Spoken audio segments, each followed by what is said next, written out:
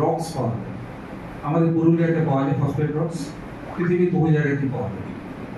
Phosphate রক্সের granules হয়, ছোট ছোট দানা। এইটাকে স্টেনলেস স্টিলের চৌবাচ্চার মধ্যে কিছুই না, সালফিউরিক অ্যাসিড দিয়ে, সালফিউরিক অ্যাসিড জল মিশিয়ে সেই দ্রবণে ওটাকে গুলে দেওয়া হয় এবং চাটনি বানানো হয়। ভালো করে সিন্নির মতন কেটে দেওয়া হয়। এরপরে সেটা শুকিয়ে যায়, শুকিয়ে গেলে যেটা পড়ে থাকে সেটাই হলো ভিক্টোরিয়া। সেটার মধ্যে হাতি ঘোড়ার কিছু নেই। আর তাহলে ফসফেটিক রকটা হচ্ছে একটা অর্গানিক জিনিস, প্রকৃতিতে পাওয়া যায়। আর সালফার একটা অর্গানিক জিনিস, প্রকৃতিতে পাওয়া যায়। দুটো প্রকৃতিতে পাওয়া যায় জিনিসকে মেশালে সেটা কেমিক্যাল কেন হয়, অর্গানিক। এই কারণে সমস্ত। আর ওই যে বস্তার গায়ে লেখা থাকে না 18% এক্সট্রা সালফার দেওয়া আছে, ওটা হচ্ছে বিজ্ঞাপনের।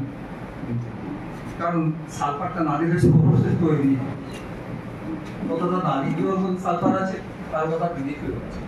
অন্য অ্যাসিড দিয়ে কি হবে না, হবে। নাইট্রিক অ্যাসিড দিয়েও হবে, কিন্তু নাইট্রিক অ্যাসিড দিয়ে করলে যেটা সমস্যা সেটা হচ্ছে কি ওটা বস্তায় ফেলে রাখতে পারবেন না, হাওয়ায় রাখলেই পড়ে যাবে। ওটাকে বলা হয় নাইট্রোফসফেট। ওটাও এক ধরনের কেমিক্যাল ইউজ হয়, তবে ওটা অর্গ্যানিক করা হয়, কারণ নাইট্রিক অ্যাসিডটা হবে। ঠিক আছে, এবার হচ্ছে কি নাইট্রোজেন, যেটা কেমিক্যালের